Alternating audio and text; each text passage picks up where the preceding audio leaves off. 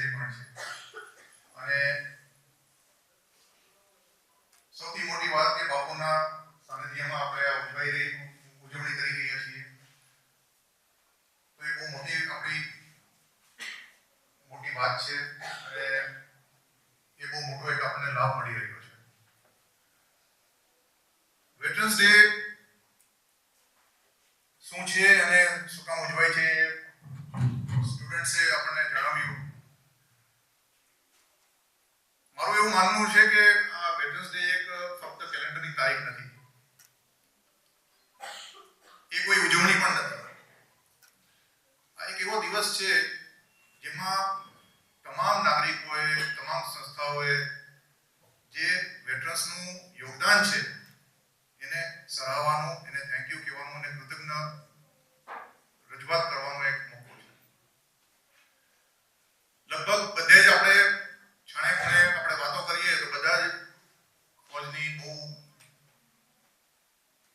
વાવા કરતા હોય, વેટરન્સની વાવા કરતા હોય, પણ આવી રીતે ઓર્ગેનાઇઝ કોઈ ફંક્શન કરીને એમનો આભાર વ્યક્ત કરે, ગ્રેટિટ્યુડ વ્યક્ત કરે, એવું ભાગ્ય જ બનતું હોય છે. અને આવો સરસ કાર્યક્રમ કરીને વર્ષ દર વર્ષ વેટરન્સને જે સન્માનિત કરે છે અને એમનું જે યોગદાન છે એને પ્રત્યે કૃતજ્ઞતા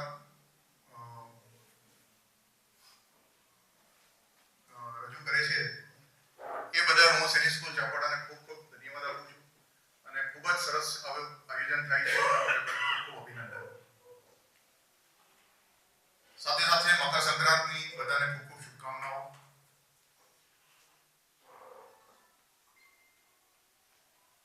વેટરન્સ ડે શું છે તો આપણે જાણ્યું. બે ત્રણ વસ્તુ મને મગજમાં આવે છે કે આપણી જે સ્ટેન્ડિંગ આર્મી છે, આર્મ ફોર્सेस રાધર, એ ક્લોઝ ટુ 15 લાખ છે. વેટરન્સની સંખ્યા એના કરતા ડબલ છે, 29-30 લાખ છે.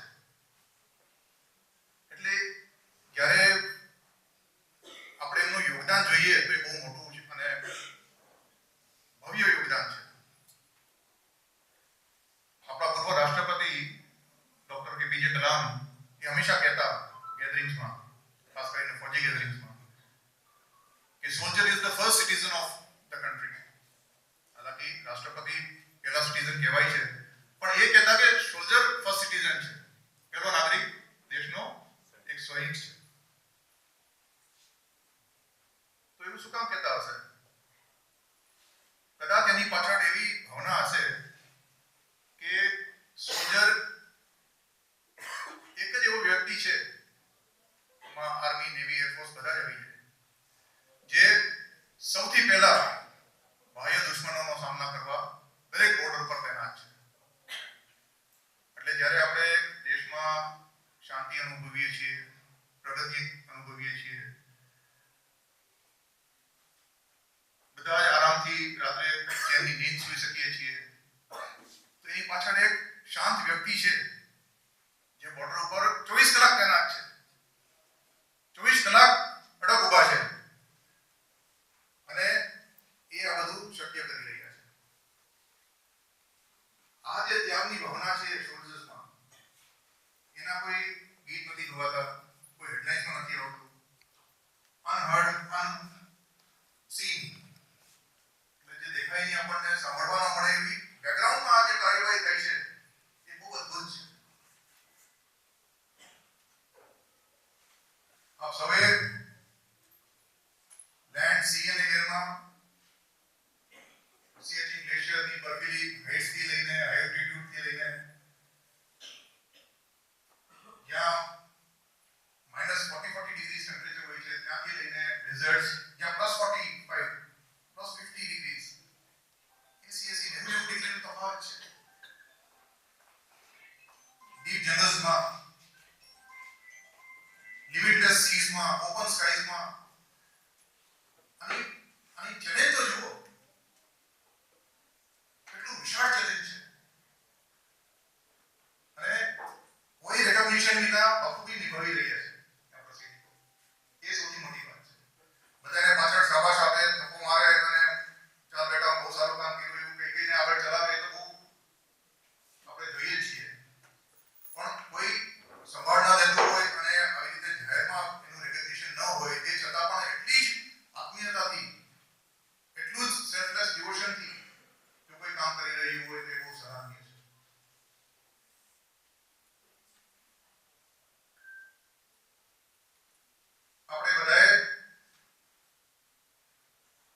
યુનિફોર્મની જે ચોઈસ કરી એ આરામને નકારીને એક યુનિફોર્મની ચોઈસ કરી.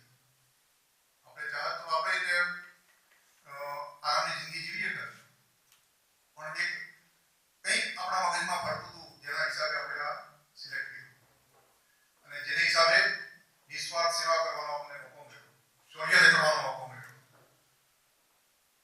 જે કમિટમેન્ટ, ઇન્ટેગ્રિટી, ઓનેસ્ટી એ બધું દેખાડવાનો આપણને મોકો મળ્યો અને એ આપણા રગે રગે ઘૂસી ગયું છે.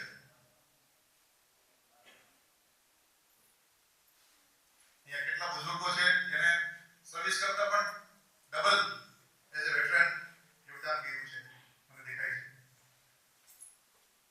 પણ આઈ એમ શ્યોર આ જે બધી ક્વોલિટીઝ છે, honesty, integrity, discipline, selfless service, એ એમના એક ચરિત્રમાં ઘૂસી ગયું છે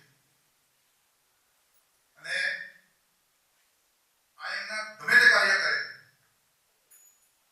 ચાહે કિસાનનું કરે, એડમિનિસ્ટ્રેટરનું કરે, કોઈ બિઝનેસનું કરે, કોઈ બીજા કોમ્યુનિટી ડેવલપમેન્ટનું કરે, આ જે એનું પહેલું છે એ રહેવાનું જ મારું હંમેશા માનવું રહ્યું છે અને હું એમાં અત્યાર સુધી ખોટો નથી કર્યો. એક બે અપવાદ હોઈ શકે,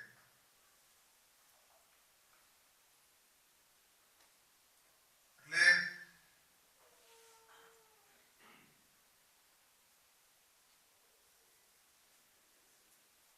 જેમ રમેશભાઈ કીધું કે હું બધે કહેતો હોઉં છું કે આપણે આર્મીનું નામ આમ ન કરવું જોઈએ, તેમ ન કરવું જોઈએ, ફરી એક વાર દોહરાવીશ, કારણ કે આપણે જેના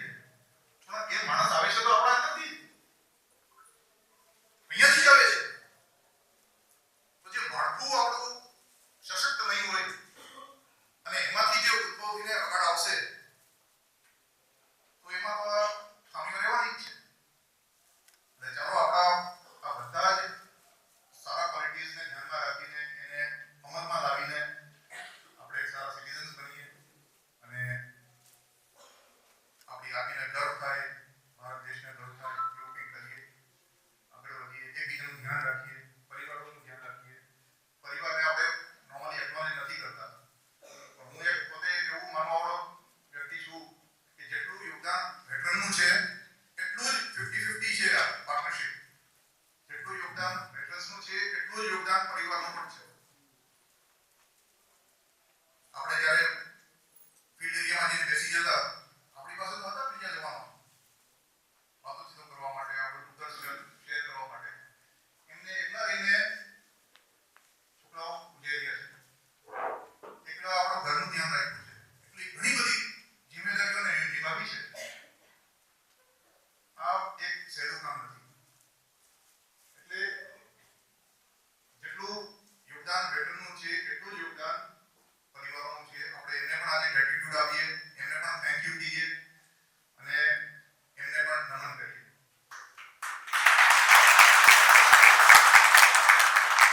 આ સાથે ફરી આપ લોકોનો વેટરન્સ ડેની ખૂબ ખૂબ શુભકામના અને મને આ મોકો આપ્યો એના બદલ ખૂબ ખૂબ આભાર.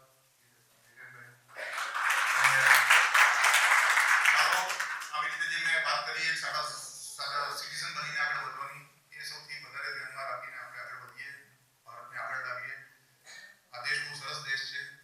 ઘણું બધું આપણી ઓલા પ્રમાણે ન થતું હોય પણ ઓવરઓલ જોઈએ તો એક આ ઐતિહાસિક દેશ છે અને આપણે આગળ લાવવાની આપણી જિમ્મેવારી છે.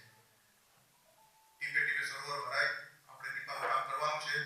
બધા આપણે કામ કરશું તો 30 લાખ લોકો કામ કરશે અને એનાથી ઘણું આગળ વધશે. એ મારી ખૂબ જ સકારાત્મક વિચાર છે અને એવી રીતે થશે જ. જય હિન્દ, જય ભારત.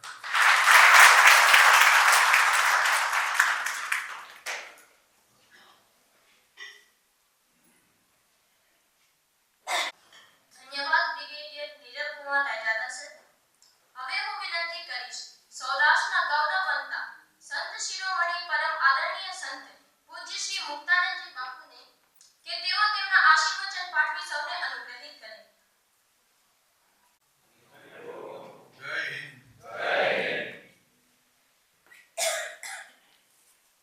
પૂર્વ સૈનિક દિવસની ઉજવણી પ્રસંગે ઉપસ્થિત રાજાદા સાહેબ, ભાઈ શ્રી જયેશભાઈ પટેલ, પરમાર સાહેબ, સંસ્થાના તમામ સ્ટાફ, ઉપસ્થિત તમામ મહેમાનો, ભાઈઓ બહેનો,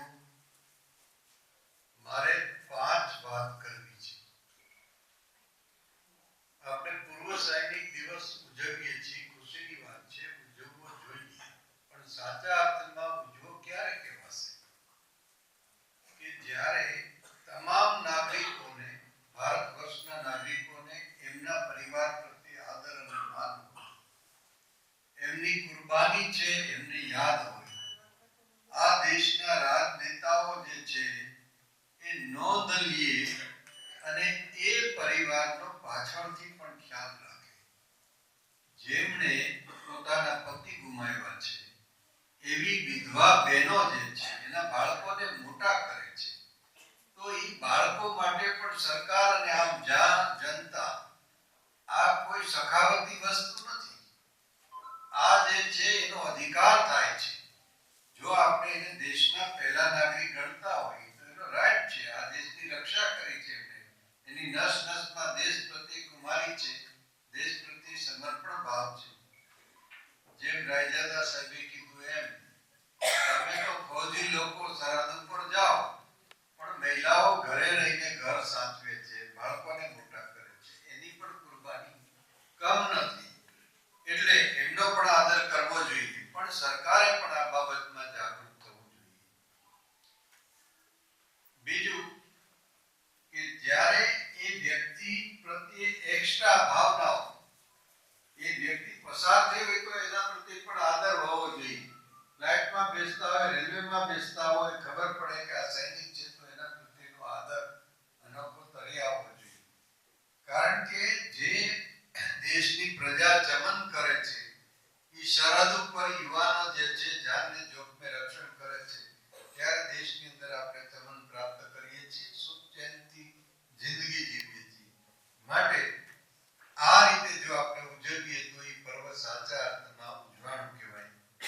અને આ બાબતમાં જે લોકો એમ કહેવાય ને કે રાજદ્વારી માણસો પણ સુસુપ્ત અવસ્થામાં હોય તો રજૂઆત તો કરવી જરૂરી છે. આપણે કોઈ તોફાન નથી કરવા માંગતા, પણ રજૂઆતમાં ટોચના નેતાઓ સુધી હું સાથે રહેવા તૈયાર છું.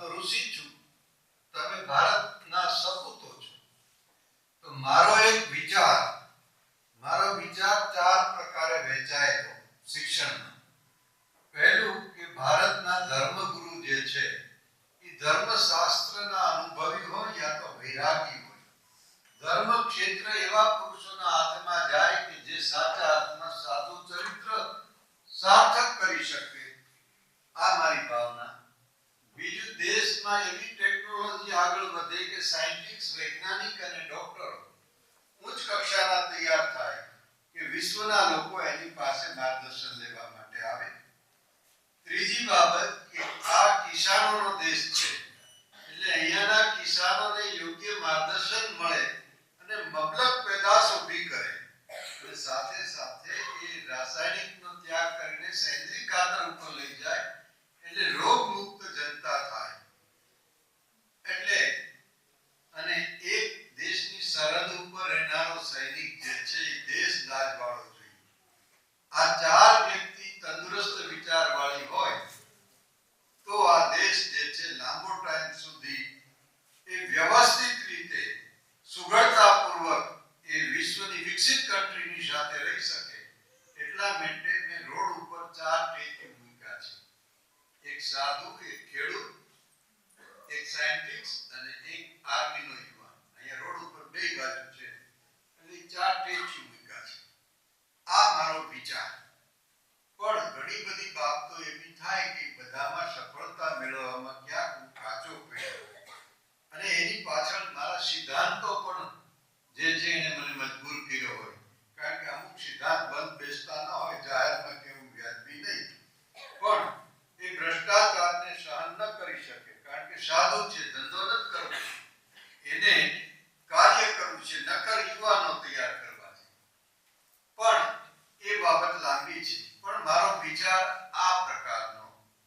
સાથે સાથે સૈનિક સ્કૂલ બનાવવા પાછળનો ઉદ્દેશ કે આ ધંધાદારી સંસ્થા નહીં પણ રાષ્ટ્રને ઉમદા યુવાનો તૈયાર કરીને, ઓફિસરો તૈયાર કરીને, દેશદાજવાળા તૈયાર કરીને આપવા.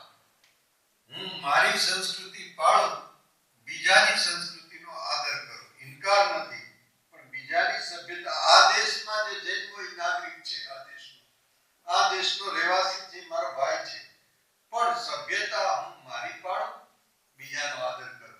સાથે સાથે હું સનાતન સંસ્કૃતિમાં જન્મ્યો છું તો સનાતનનું મને ગૌરવ હોવું જોઈએ. હું સનાતનમાં જન્મ્યો છું અને સનાતન સંસ્કૃતિ જીવો ને જીવવા દેનું સૂત્ર અપનાવે છે.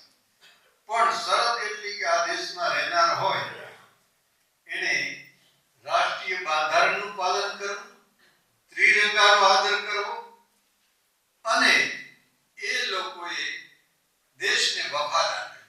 પછી રેવાશંકર હોય કે યુસુફ હોય એની સામે વાંધો નથી, પણ આ ત્રણ શરત ભારતમાં ત્રણ શરત છે. એટલે આ દ્રષ્ટિકોણથી આ શાળા ચલાવી. સાથે એ શરત પણ મેં રાખી કે હું નોન વેજ અને વેજ વચ્ચેનું અંતર સમજુ છું. એટલે હું શુદ્ધ શાકાહારી જે છે યુવાનો તૈયાર કરીશ. માંસાહારને હું એન્ટ્રી નહીં આપું. તો ઈસી ભક્ત અને હું હનુમાન ચાલીસા શીખવાડીશ ને ગાયત્રી મંત્ર શીખવાડીશ. કારણ કે મારી સભ્યતાનો મને ગૌરવ છે. સમગ્ર વિશ્વની અંદર પ્રાચીનમાં પ્રાચીન સંસ્કૃતિ હોય તો એ સનાતન સંસ્કૃતિ છે. એટલે આપણને રાઈટ છે. આપણે ત્યાં આપણું બંધારણ છે, એમાં પણ જોગવાઈ છે કોઈ પણ વ્યક્તિ વડાપ્રધાન બને, કોઈ પણ વ્યક્તિ મિનિસ્ટર બને, કોઈ પણ જાતિનો એમાં જાતિવાદ પણ નથી. પણ આપણી સભ્યતા પ્રત્યે આપણને આદર હોવો જોઈએ. એટલે આ દ્રષ્ટિકોણથી આ સંસ્થા બાંધવામાં આવી છે અને હજી આ વિકાસ થઈ આને એ ક્વોલિટીમાં પહોંચાડવી છે, દેશના ગૌરવરૂપ બને એવી બનાવવી છે. એના માટે જરૂરી હોય છે આપણી આસપાસનો વર્ગ, આપણી કમિટી, સમિતિ, ટ્રસ્ટી મંડળ. તો આ 151 કરોડનો પ્રોજેક્ટ છે, છતાં હું હિંચકા ઉપર બેઠા બેઠા ચલાવીને આ કામ કરું છું. એની પાછળ જો કોઈ જવાબદાર હોય તો આ ટ્રસ્ટી મંડળ છે એ ભારતના ઋષિનું સંતાનની જેમ પાલન કરે છે, સંતાન પાલન કરે એવી રીતે. એટલે હું આ કરી શકું છું. ટ્રસ્ટી મંડળ મારી આજ્ઞા પ્રમાણે ચાલે છે. સાથે સાથે આ સામે બેઠા એ બધા સહયોગી છે, સહયોગી લોકો છે. સહયોગ વગર કામ ચાલતું નથી. એટલે મને સફળતા પ્રાપ્ત થઈ છે. આજે અજયભાઈ લંડનથી ટ્રસ્ટી છે, એ રાજકોટ ગયા છે, પણ અજયભાઈ પણ હાજર છે. અજયભાઈ અને જયેશભાઈ અને બરાડ સાહેબ અને હું એમ ટ્રસ્ટી છીએ આ સંસ્થાના. સાથે સાથે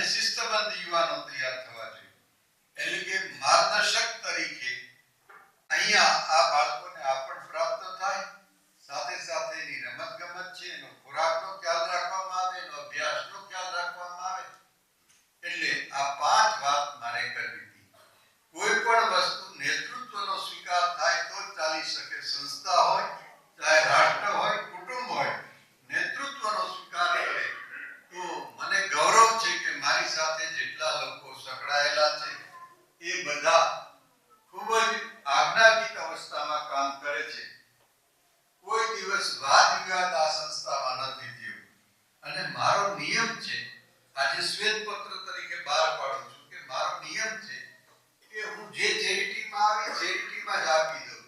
એને રાતા લોહી જેવું આમ જોતો જ નથી કે કોઈના માણસમાં ન લઈએ. જે ચેરિટીમાં આવી ચેરિટીમાં આપી દઉં છું. અને એક યુવાનને કહું કે મારો ખર્ચો હોય ભોગવી લેજે જે જોતું હોય. એટલે એ સવાલ થાય પછી મારો સ્વાર્થ તો કઈ રહેતો નથી. આ તમે બધા જ મારો પરિવાર છો. મારે કોઈ એમ કે સાધુ સંન્યાસી પરિવાર ન હોય તો આ બધો મારો પરિવાર છે. અને એમાં જે ગૌરવવંતી વ્યક્તિ હોય એની પીઠ થાબડવી જોઈએ.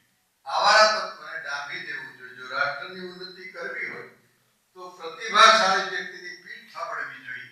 પછી કોઈ પણ પ્રકારની પ્રતિભા હોય, રાષ્ટ્ર પ્રત્યે હોય, સંગીતમાં હોય, સાહિત્યમાં હોય, કલામાં હોય, ટેકનોલોજીમાં હોય, એની પીઠ થાબડવી જોઈએ. આ નાની નાની ઉંમરની દીકરીઓ જેને વિજ્ઞાની પેઢી કેટલું એને સહન કરવાનું ભાગમાં આવ્યું. અને આપણા સાહિત્યકારોએ પણ કીધું છે કે ભલે તમારો સંસાર થોડો હોય પણ થોડો સંસાર એવો હોય કે તમે ગૌરવવંતો સંસાર. અભિમન્યુનું મૃત્યુ થયું એટલે અર્જુન રડવા માંડ્યા. કૃષ્ણને કહેવા માંડ્યા કે મારે સુભદ્રાને શું કહેવું. તે બહુ સરસ કૃષ્ણએ વાત કરી સુભદ્રાજીને કે દીકરી ભલે તારો ટૂંકા ટાઈમનો સંસાર પણ ગૌરવવંતો સંસાર છે બેટા, તારે ગૌરવ લેવા એટલે આ જે યુવાનો દેશને અર્પણ થયા એને મારા સતત નમસ્કાર. આ સાચી શ્રદ્ધાંજલિ છે. અને આ રાષ્ટ્રને આવા યુવાનો તૈયાર કરવા એ મારી રાષ્ટ્રને ભેટ છે. એટલે આને માટે સૌ કાર્યરત થાવ અને તમારું સમર્પણ કરો. સમર્પણ વગર કોઈ દિવસ રાષ્ટ્ર ઉન્નતિના શિખર ઉપર નથી જાતું. કેવલ સ્વાર્થ વૃત્તિના કીડા જ્યારે સળવળે છે ત્યારે ભલભલા રાષ્ટ્રની બરબાદી થઈ જાય. દેશદાજ વાળો યુવાન, સારો વિચારક, સારો સાધુ અને દેશદાજ વાળો રાષ્ટ્રીય નેતા જો અને દેશદાજ વાળો કવિ જો લખે કલમમાં તો કદાચ માનવીના માનસ બદલી નાખે. એક કાવ્ય રચના જો કવિ લખે તો ગમાર લોકોને ઉત્તેજન કરીને પણ કામે ચડાવી દે. આ કવિની કલમની આ તાકાત હોય છે. તો આટલી વ્યક્તિઓ વિચારક હોવી જોઈએ. વિચારક વ્યક્તિ દ્વારા ઉન્નતિના શિખર ઉપર જાય છે. મેં 14 વર્ષની ઉંમરેથી સંન્યાસ લઈને કામ કરવાનું શરૂ કર્યું. આ પ્રકાર કે જેમાં મંદિરમાં બેસીને નહીં, કર્મયોગ જેને કહેવાય, કાર્ય કરતા કરતા કર્મ. પણ મને સફળતા પણ ઘણી મળી છે. એમાં 2 મહાપુરુષો મારી સાથે હતા. એક ગોપાલન બાપુ હતા, એક સતાધાર મનસામજી બાપુ હતા. બે વિચારક અને એમણે જે બોલા પીછામાં રંગ પૂરે એમ રંગ પૂરવાનો પ્રયત્ન કર્યો. તો આવો દેશના સપૂતો સાથે મળીને રાષ્ટ્રની રક્ષા કરી. અને મોદી સાહેબે પણ મારી સાથે 18 વખત બેસીને ચર્ચા કરી. 18 વખત બેઠા હતા. મુલાકાતો ઘણી થઈ. અને એ વખતે ઓપનમાં એમ કીધું કે રાષ્ટ્ર આ રીતે ચાલે. એમાં રાષ્ટ્રની સુરક્ષાની અને આ 4 મુદ્દાની ચર્ચા મેં એની સાથે કરેલી છે. આજથી 20 વર્ષ પહેલા ચર્ચા કરી હતી કે રાષ્ટ્રને સુરક્ષિત રાખવું હોય તો આનો વિચાર કરો. અને આ દીકરીઓને બીજાના કામ કરવા જવું પડે કલંકરૂપ છે આપણા માટે. આમે રજૂઆત કરેલી છે.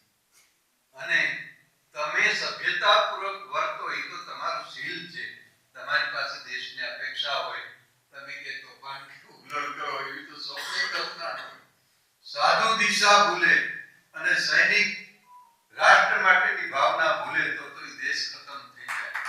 એટલે જેટલાથી ધ્યેય અને સભાનતા રાખવાનો પ્રયાસ કરવો જોઈએ. આખર વિકસિત રાષ્ટ્રની સાથે આપણો દેશ આગે કૂચ કરે, ટેકનોલોજીમાં આગળ આવે, વિચારસરણીમાં આગળ આવે. અને આર્મી આજે જેટલી સજ્જ થઈ છે એ વર્ષો પહેલા સજ્જ નહોતી. એટલા આધુનિક સાધનો આવ્યા છે. મને થોડી વાર માટે હું હમણાં દિલ્હી ગયો તો ત્યારે અમિતભાઈ મને સમજાયું કે આર્મી માટેની મેં કેટલી સરસ વ્યવસ્થાઓ બધી કરી છે. સાધન સંપન્ન રાફેલ જેવા સાધનો ઉતાર્યા છે. અનેક પ્રકારના કવચો જે એના જાકીટો ઉતાર્યા છે. એવી લાંબી ઉતારી છે. એ ઉપરાંત પ્રદીપસિંહ જાડેજા હતા ત્યાં વખતે એણે મને કીધું હતું પોલીસ ખાતામાં પણ અમે ઘણો બધો ફેરફાર કર્યો છે. પણ હું વારે વારે એમ કહું કે આ દેશ માટે જેણે અર્પિત કર્યા છે એના કંતને એવી વ્યક્તિને ભટકવું ન પડે. એ રાષ્ટ્ર માટે કલંક છે. અને એ વાત સરકાર મારી પણ માનશે એમાં મને જરાય શંકા નથી. હું અન્યની ભલામણ નથી કરતો, ક્યારેય કોઈના કેસ હોય એની ભલામણ નથી કરતો. પણ એક વાત, કા કોઈ ગૌચર હોય, કોઈ ધાર્મિક પ્રશ્ન હોય કે સૈનિકનો પ્રશ્ન હોય, અગર શિક્ષણમાં કાંઈ બાબત હોય તો અવશ્ય રજૂઆત કરું છું. એટલે આપણે બધા તન મન ધનથી સાથે છીએ અને આપણે આ રાષ્ટ્રને ઉન્નતિના શિખર ઉપર લઈ જશું. આખર આપ સૌનું કલ્યાણ થાય એવી મંગલ શુભકામના સાથે મારી વાતને પૂર્ણ કરું છું. જય હિન્દ.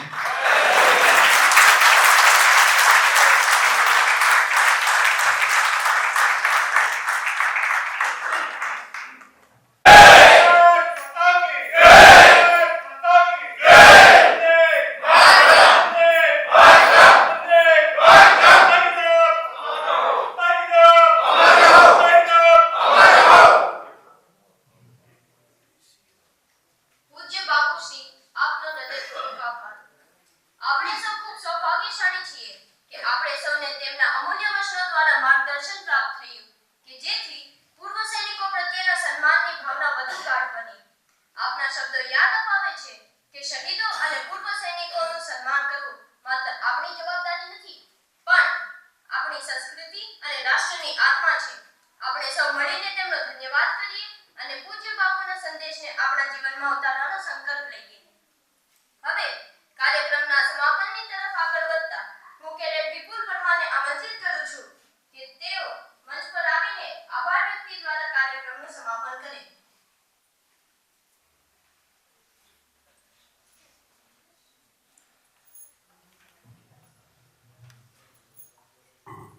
આજના અતિથિ વિશેષ બ્રિગેડિયર નીરવ કુમાર રાજાદા સર, આદરણીય ટ્રસ્ટી શ્રી જયેશભાઈ પટેલ, વીર નારીઓ, પૂર્વ સૈનિકો તથા તેઓના પરિવારજનો, આજના ગૌરવશાળી પ્રસંગે શ્રી બ્રહ્માનંદ વિદ્યા મંદિર સૈનિક સ્કૂલ ચાપાડા તરફથી આભાર વિધિ રજૂ કરવી એ મારા માટે સૌભાગ્યની વાત છે. સૌપ્રથમ હું પૂજ્ય મુક્તાનંદજી બાપુ, મુખ્ય અતિથિ બ્રિગેડિયર નીરવ કુમાર રાજાદા સર તથા આદરણીય ટ્રસ્ટી શ્રી જયેશભાઈ પટેલનો આભાર માનું છું, જેમણે તેઓની પ્રેરક ઉપસ્થિતિથી આપણને પ્રોત્સાહિત કર્યા અને સૈન્ય જીવનના મૂલ્યો સમજાવ્યા.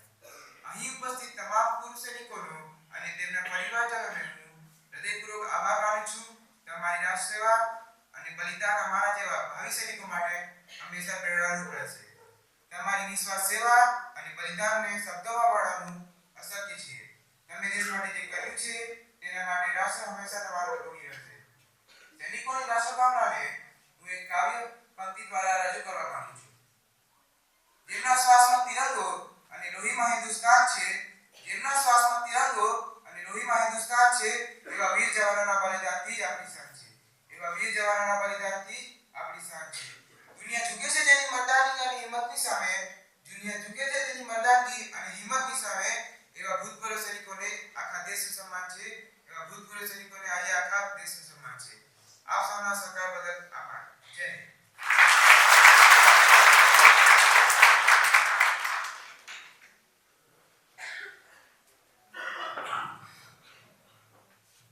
ધન્યવાદ કેડેટ વિપુલ પરમાર. હવે હું આપ સૌને નમ્ર વિનંતી કરું છું કે કૃપા કરીને ઊભા થઈને આપણા વીર શહીદો અને પૂર્વ સૈનિકોના સન્માનમાં જય બોલો. ભારત માતા કી જય! ભારત માતા કી જય! વંદે માતરમ! વંદે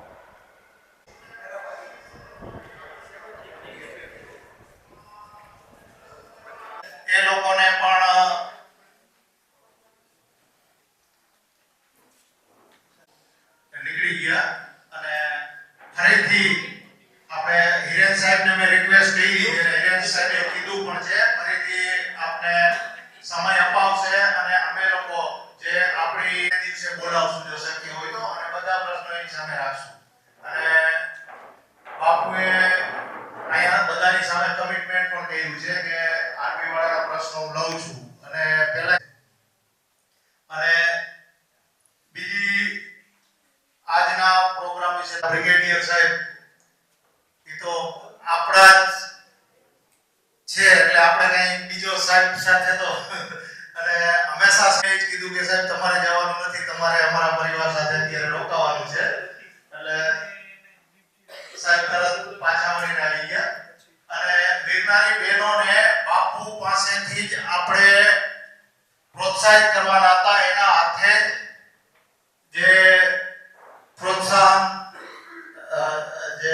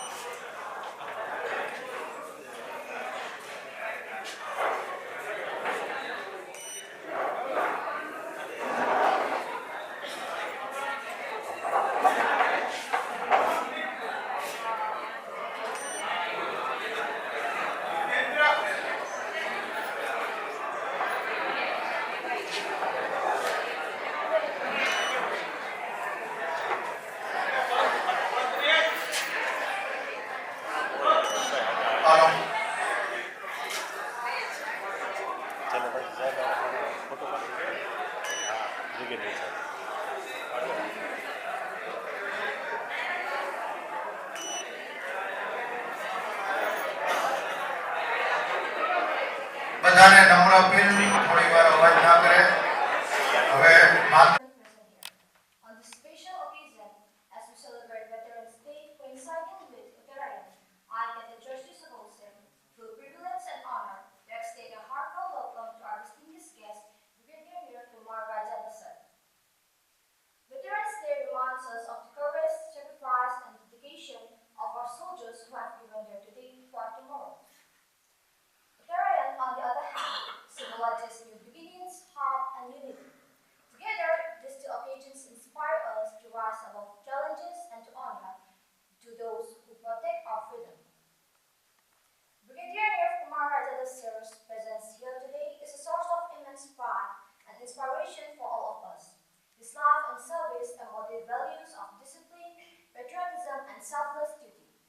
We are truly grateful to have him among us to share this celebration.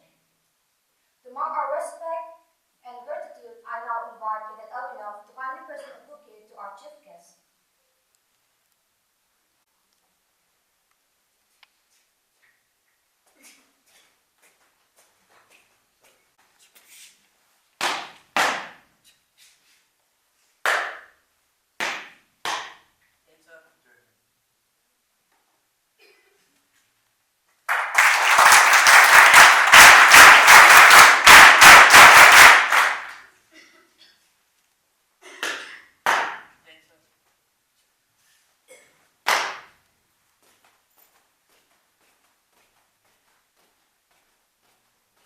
Thank you, Cadet Abhinav, for presenting the bouquet to our esteemed guests. Now, to help us know more about the distinguished career and contributions of Brigadier Major Kumar Raja Dasar, I invite Cadet Ganila Mayabam to come forward and present the brief introduction of our chief guest. Please welcome Cadet Ganila with a big round of applause.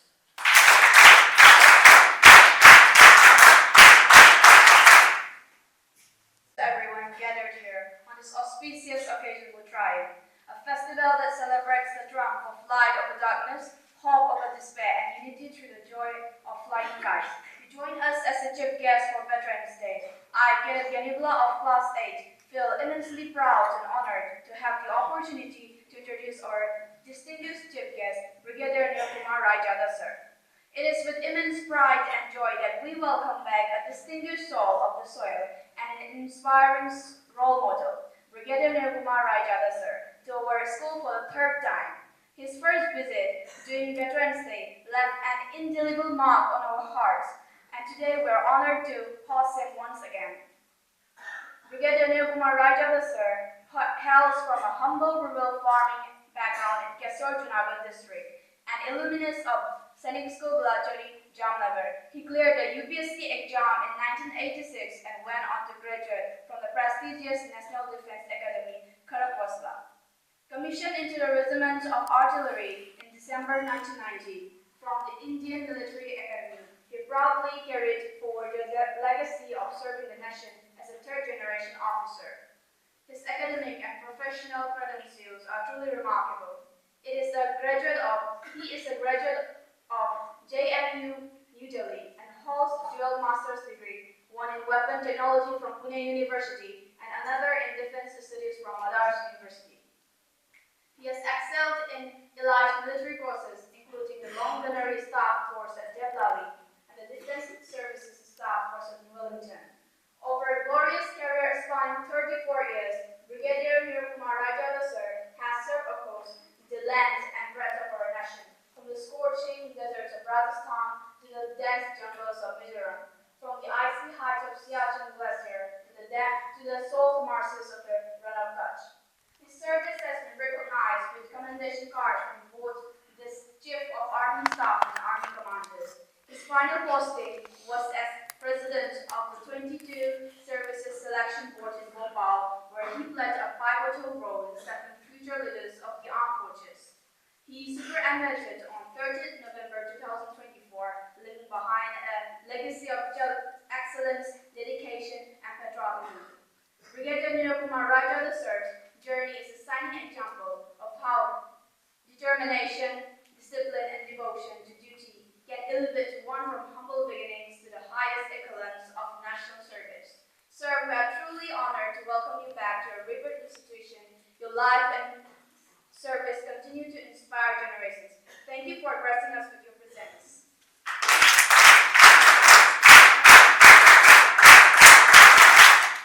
We are truly honored to welcome our distinguished guest, Brigadier Nirakumar Raijada sir. His presence here is a source of pride and inspiration for each one of us, and we eagerly await his words of wisdom. With utmost respect, I now humbly invite Brigadier Nirakumar Raijada sir to kindly address and direct the gathering.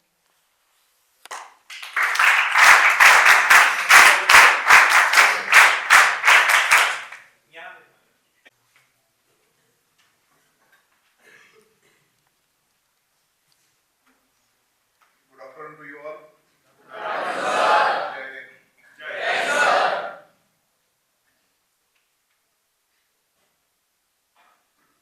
Actually, I'm not going to address you as such because there have been too many addresses, too many things what you should do, what you should not do. So, if I may change the format to a question answer session, if anybody has got a lingering doubt or some question to ask in particular, then I'll be able to answer that. Would that be fine? Yes, yes, please. Or any particular thing you want me to address? No, no, question answers. Because then at least I'll be able to answer your concerns. Yeah, anybody can shoot, anything you can ask. कोई भी cadet खड़ा होकर question sir को जो आपकी curiosity है वो आप कोई भी क्वेश्चन पूछ सकते हैं खड़े हो. Anybody can start. हाँ बताओ खड़े हो. Sir, what are the procedures, sir, in the SSB interview, sir? Within 1 week, I think, sir. Okay. So, sit down, sit down. What's your name?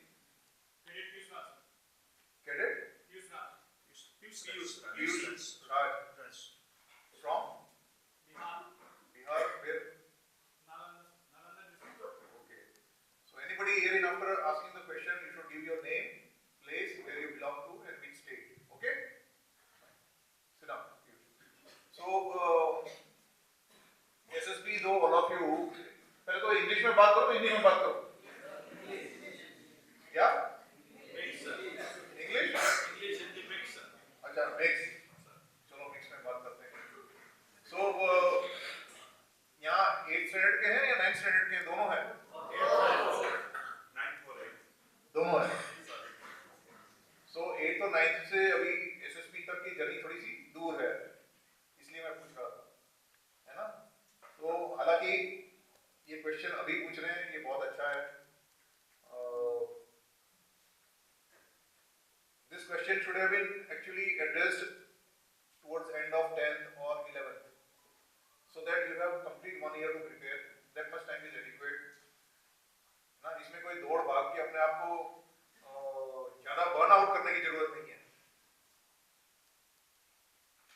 SSB का जो प्रोसीजर है वो 5 दिन का होता है, मोटा मोटा मैं बता देता हूँ। पहले दिन स्टेज 1 सिलेक्शन होता है, जो आजकल वहां जाके होता है, लेकिन आने वाले दिनों में ऑनलाइन भी होने का चांस है। ऑलरेडी ट्रायल्स चालू है। तो आप जैसे टीसीएस वगैरह में जाके अपना सीईटी का एग्जाम देते हैं, वैसे एसएसबी का भी स्टेज 1 का एग्जाम देंगे। कुछ क्वेश्चंस पूछेंगे, आप आंसर करेंगे ऑनलाइन फटाफट, और उससे आपका सिलेक्शन हो जाएगा स्टेज 1 में। ऐसा भी एक प्रोसेस है, पैरेलल ट्रायल्स चालू है, तो आपके आते आते शायद वो शुरू हो जाएगा। तो स्टेज 1 सिलेक्शन इज जब 200-300 लोग आ जाते हैं, लेकिन वहाँ जो असेसमेंट की कैपेबिलिटी है उस एसएसबी की, वो इतनी नहीं होती है, क्योंकि 3-4 इंटरव्यूइंग ऑफिसर होते हैं, 3-4 जीडीओ होते हैं, 3-4 साइकोलॉजिस्ट होते हैं। तो ये सब मिला के मैक्सिमम 30 से 35 लोग एसेस कर सकते हैं। तो 200 लोग आए हैं, 35 लोग रखने हैं। तो यहाँ पर आता है स्टेज 1 सिलेक्शन, ताकि हम बेस्ट जो एसेसर जो होते हैं वो इकट्ठा होते हैं, अपने अपने मार्क्स डिस्कस करते हैं, और फाइनली ये फैसला सुनाते हैं कि इसको सिलेक्ट किया जाए या ना किया जाए। वो कैसे होता है, क्या क्या उसमें डिस्कस होता है, वो आपके जाने के बाहर है, जाने की जरूरत भी नहीं। आपको जो करना है वो साइकोलॉजी में क्या करना है, जीडीओ में क्या करना है, इंटरव्यू में क्या करना है, वो जरूरी है। और वो जैसे जैसे हम उस स्टेज पे आएंगे आपको बताएंगे और आपको तैयार करेंगे। That should suffice it now. Okay?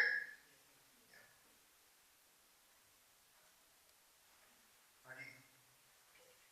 Hey sir, I am Cadet Vishal Kumar and I am from class 9 Alpha and I am from Begusrai, Bihar. Sir, I have a question from you, sir. Sir, what quality you see in a candidate for NDA or a CDS, sir? Okay, sit down. So there are officer-like qualities. When you select an officer, there are 15 officer-like qualities. These qualities are seen in an officer, and the process of SSB has been on since 1933. The Germans invented it. British copied it, and we carried on after independence. तो ये कोई नया procedure नहीं है, ये almost 90 साल पुराना procedure है। जर्मन ने पहले शुरू किया, फिर ब्रिटिशर्स ने कॉपी किया और हमने उसको जारी रखा। थोड़ा थोड़ा मॉडरेट किया है, बट 80% सेम प्रोसेस है। तो क्वालिटीज जो है वो 2-3 बार रिवाइज हुई है। एक बार 25 क्वालिटी थी, फिर घट के 19 आ गई, अभी करंटली 15 क्वालिटीज को जज करते हैं। तो ये क्वालिटीज क्या है और उसकी डेफिनेशन क्या है, वो again you need not know. It is believe and I formally believe, ये मेरी मैं पूरी तरह इससे सहमत हूँ कि ये जो क्वालिटीज है ये सबके अंदर या तो होती है या नहीं होती है, ये डेवलप नहीं की जा सकती। इसलिए आप देखते हैं कि 180 में 200 में से खाली 35 सिलेक्ट किए, और 35 में से हो सकता है खाली 4 या 5 ही सिलेक्ट हो। तो ये जो प्रोसेस है इतना कम सिलेक्शन का, ये दर्शाता है कि सबके पास सब क्वालिटीज नहीं होती है। कुछ हद तक कुछ क्वालिटीज हम डेवलप कर सकते हैं, लेकिन जो मूलभूत क्वालिटीज हैं वो भी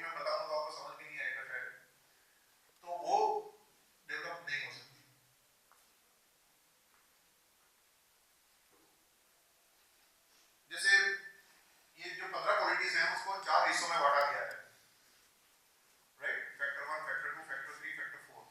तो फैक्टर 4 इज सोशल इफेक्टिवनेस का फैक्टर। तो इसमें होता है social adaptability, cooperation and sense of responsibility. तो ये तीन जो क्वालिटी है ये डेवलप नहीं हो सकती, ऐसा साइकोलॉजी कहता है, मनोविज्ञान कहता है, ये आप में है या नहीं है। तो उसको कैसे पता करेंगे? तो ये साइकोलॉजी टेस्ट, ये जीपीओ टेस्ट और इंटरव्यू, ये 15 क्वालिटी आप में है कि नहीं है वही पता करते हैं। उसके तरीके हैं और इसके लिए क्यों ये सब में नहीं होती है, क्योंकि हर एक आदमी जब पैदा होता है तब से अलग अलग एनवायरनमेंट में घूमता है। सबसे पहला एनवायरनमेंट कहाँ आता है उसका? हाँ जी, परिवार, अपना खुद का परिवार है ना, फैमिली। इसलिए कहते हैं कि अपब्रिंगिंग बहुत इंपॉर्टेंट है, आपकी परवरिश बहुत इंपॉर्टेंट है, क्योंकि वही सबसे पहला एनवायरनमेंट है। दूसरा एनवायरनमेंट आपका स्कूल का है जो यहाँ पर आया है। तीसरा आपका फ्रेंड सर्कल का है, आपस में एक दूसरे से फ्रेंड्स बनाना है, ये भी एनवायरनमेंट है। फिर जैसे जैसे आप आगे जीवन में बढ़ते रहते हैं वैसे आपकी सर्विस रिलेटेड नेटवर्क बनेगा, फिर बिजनेस करते हैं तो बिजनेस वाला नेटवर्क अलग बनेगा, वो आपकी पर्सनैलिटी को रिफाइन करता रहता है, आपकी पर्सनैलिटी बदलता रहता है। तो जहां तक आर्मी का सिलेक्शन का